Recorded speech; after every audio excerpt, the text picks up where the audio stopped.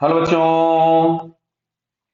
अभी क्वेश्चन में दिया गया है 2 kg block slides on horizontal floor with speed 4 metre पर second. It strikes uncompressed spring and compresses till the block becomes rest momentarily. Clear है? The kinetic friction is 15 Newton and spring constant is 10,000 Newton per meter. Then spring is compressed by. तो सुनो, पहले इसमें diagram एक बनाते हैं हम लोग. मान लेते हैं यहां कहीं पे हम लोगों ने इस तरह का एक स्प्रिंग ब्लॉक सिस्टम बना लिया. ये यहाँ पे स्प्रिंग का एक स्टॉपर है, ब्लॉक यहाँ पे है इस जगह पे. अभी ये स्प्रिंग के कांटेक्ट में जस्ट आया ही है और इसकी इधर की तरफ में एक वेलोसिटी v नॉट है. क्लियर? तो ये इसका स्टार्टिंग पॉइंट है और हम लोग ये मान रहे हैं कि ये स्प्रिंग को कुछ भी x कंप्रेस करता है और फाइनली रेस्ट पे आ जाएगा. क्लियर है? तो हम लोग इसका डायग्राम फिर से बनाते हैं. मान लो ये स्प्रिंग यहां तक पहुंच गई, ये ब्लॉक है और इस ब्लॉक में स्प्रिंग को कुछ भी x कंप्रेस किया हुआ और इस मोमेंट पे ये रेस्ट पे आ गया. यहां से यहां तक कुछ भी ये x है. तो देखो, ये डायग्राम बनाने का मकसद क्या था, मीनिंग क्या था कि ये ब्लॉक जब रफ सरफेस पर चल रहा होगा तो जितना इसने स्प्रिंग को दबाया होगा उतना ही ब्लॉक भी चलेगा. तो यहां से हम लोग इसमें कंसेप्ट यूज कर सकते हैं वर्क एनर्जी थ्योरम का कि total energy initial is equal to total energy final plus loss. और लॉस हम लोगों के पास होता है काइनेटिक फ्रिक्शन की वजह से, जिसको हम लोग लिखते हैं kinetic friction into D, where D is the distance covered on the rough surface, जो कि इस क्वेश्चन में एक्स होगा. क्लियर? तो मैं यहां वैल्यूज पुट कर देता हूं. चलिए भाई, चलो मैं डाटा लिख लेता हूं ऊपर से. यहां से बेटा m बराबर दिया है 2 kg और इनिशियल वेलोसिटी जिसको हम अगर v नॉट लिख रहे हैं कुछ भी, तो ये दिया गया था 4 मीटर पर सेकेंड.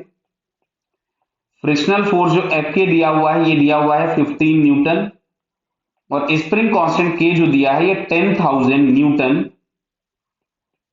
पर मीटर दिया हुआ है. क्लियर है? कितना है? 10,000 न्यूटन पर मीटर. कोई बात किसी को, कोई डाउट किसी को? नहीं. बराबर. चलिए आगे आते हैं. न्यूटन पर मीटर, कोई दिक्कत तो नहीं. अब यहां पे हम लोग यूज करते हैं इस स्टेटमेंट को. तो इनिशियल एनर्जी के नाम पे हमारे पास था half m V naught square. यहां पे इस पॉइंट पे देखेंगे तो energy half K X square plus F K into D, और डी बराबर भी एक्स ही है, ये आपको समझ में आ रहा होगा. क्लियर है? मैं सारी वैल्यूज पुट कर देता हूं. क्लियर? पहले चलिए मैंने 2 से मल्टीप्लाई कर दिया तो M V naught square is equals to K X square plus 2 F K into X. चलो मैं वैल्यूज पुट करता हूं. एम बराबर था 2, v का स्क्वायर मतलब 4 का स्क्वायर हो गया 16, के दिया गया था हमको this one. Clear? Into x square plus 2 F के दिया गया था 15 इंटू एक्स. तो फाइनली हमारे पास ये आ रहा है 32 x square plus 30x. Clear?